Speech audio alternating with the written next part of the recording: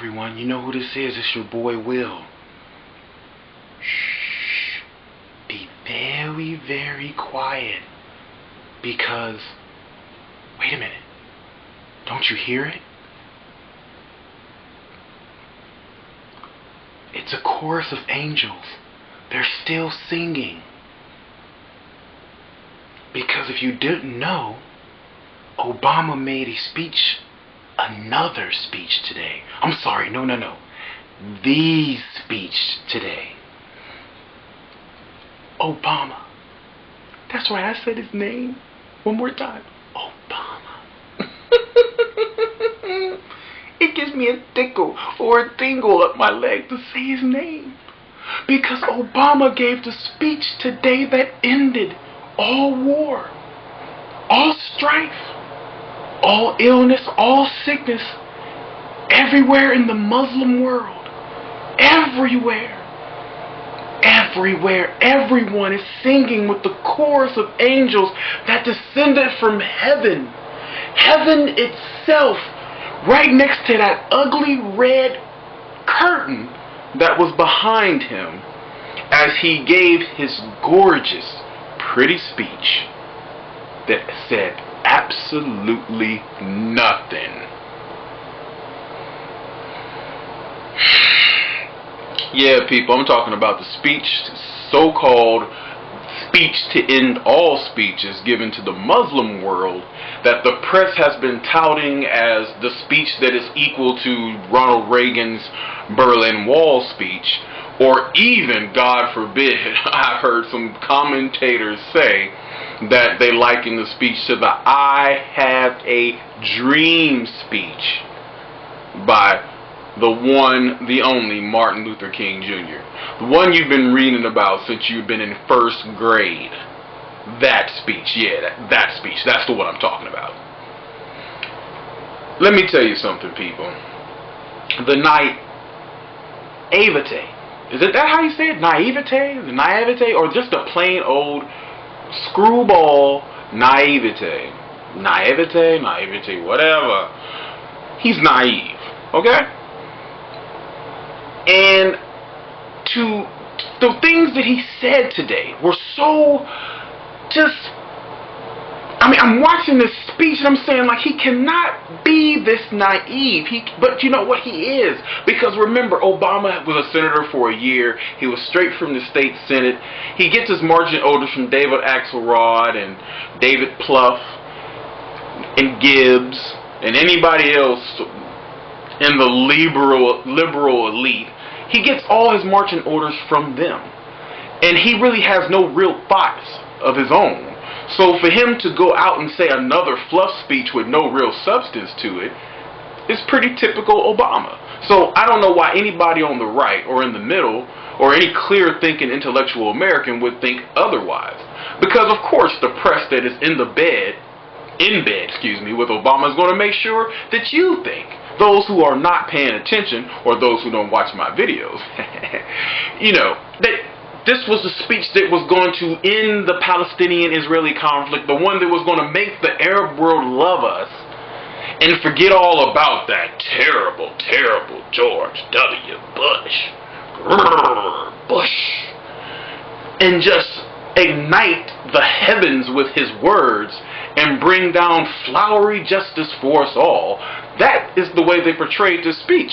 And if you watch the speech, you're like, what? Are you serious?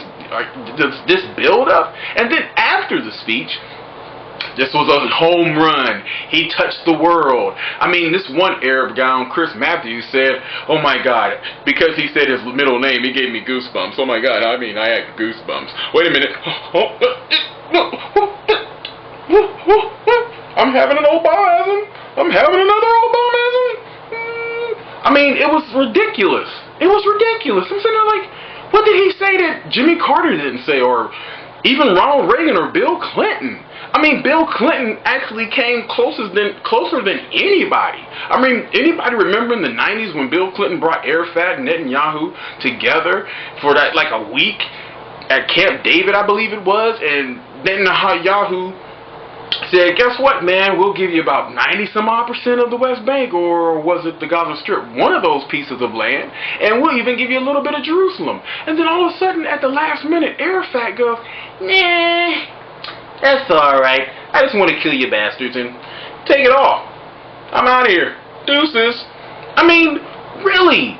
I mean, Obama talks about, the most naive part of the speech was talking about, Iran can go ahead and pursue nuclear technology, now long as it's peaceful. You guys better do it peaceful. Peaceful, I tell ya. Do it peaceful. You heard Daddy Obama. Do it peaceful, we'll be just fine. Thank you, Mr. Ayatollah Khomeini. Do that peaceful. You got it, guy. You're so cute. I mean, seriously? I mean, really? Seriously? This is the great speech? I mean, you compare that to when Ronald Reagan goes before East Germany pretty much and says, Mr. Gorbachev, tear down this wall. A man who recognized evil but said it very cleverly and exposed it for what it was. And you're going to compare this garbage to that? Are you serious? I mean, you have to be intellectually devoid to be able to compare that speech to the one that Obama gave now. Now, some of you are saying, well, Will, you're so critical of Obama all the time. This is because I care about my country, and I don't want to see it go down the toilet because of some naive kid. That's simple. It really is. Now, some of you are saying, what would you have said, Will? Well, one, I would have never said Iran go ahead and pursue nuclear technology because we got it, you're allowed to have it. That's like saying a guy's trying to rob me and I have a gun. You say, you know what, I'm going to give you a gun too. So we'll both be on equal terms. I mean, the naivete of this man knows no bounds. Knows no bounds. What would have I said? I'd have said, look, Muslim world, Islamic people everywhere, America has no beef with you. None. We got beef with the people who run your countries, and you should too. You should cherish freedom and democracy the way we do. You see, we've had our problems in this country, the way we've treated certain groups, the way we've treated women. But you know what? We were a young country and we've grown to learn from our mistakes. We are better for the mistakes that we have made. We are stronger for the mistakes that we have made. And we have died so that others can enjoy the freedom and democracy and the love of all things that are good that we hold dear to our hearts and our soul in this country. We helped the Mujahideen in Afghanistan. We freed 25 million people. Whether it was a justified war or not, they were still freed in Iraq. We've helped countless Muslims in Kosovo and all around the world. Indonesia, Sri Lanka, you name it, we've helped or given humanitarian aid. And all we ask you to do is embrace these same ideals. We're not going to force them down your throat because these ideals speak for themselves. We implore you and we shall support you to rise up against your oppressors who bastardize the Islamic faith and hold you down and keep you from reaching your full potential. The American people love you, respect you, and will fight and die for you to have the right to enjoy the same thing that we do. That's just a taste of what I would have said. I would have never came at them from a position of weakness. And for him to say, you know, he did talk about the terrorists, the people who attacked us on 9/11. I'm sorry, people. That was weak, weak, weak. This is what you say to them. We're going to kill you when we find you, and then we're going to kill you 3 times after that. You attacked us, and there will be not one place on this planet that you can't hide.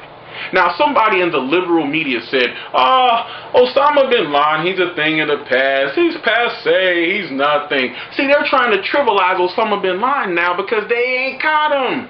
Remember how you said, yeah, man, you know, We gonna have the love of the Muhammad and all them and Abdullah. They gonna help us get Osama bin Laden because Obama's the man. Word up. Not gonna happen, people.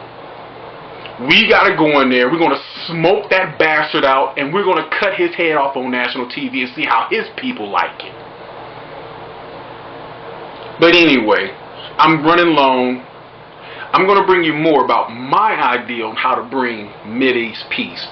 And I guarantee you, people, it's not for the tame of heart. You gotta be a hard liner, but you gotta be a fist with a velvet glove. Because nobody respects weakness. I don't care what you call what he did today, but you can't call it nothing else but weakness. Until my next tape, love, love, love.